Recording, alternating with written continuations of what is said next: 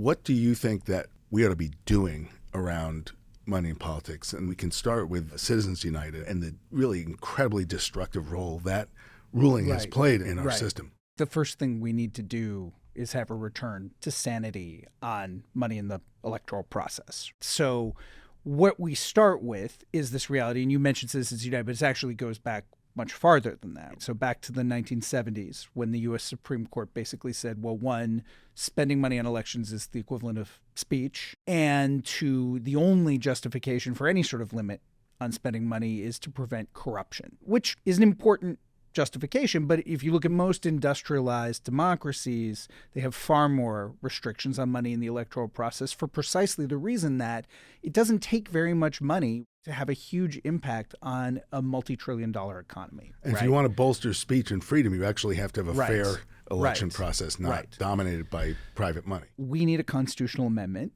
to give the government the ability to set reasonable limits on money in the electoral process. This is like an 80-20 issue with the American public, right? And it's important to note, a constitutional amendment, that can't become law tomorrow. No. This is one of the things we think is that the risk is being too small-minded, not too ambitious. A constitutional amendment to allow reasonable regulation of money in politics. And we don't call for these things lightly. We're well aware how hard it is to pass a constitutional amendment. I think this is an issue where actually it is doable.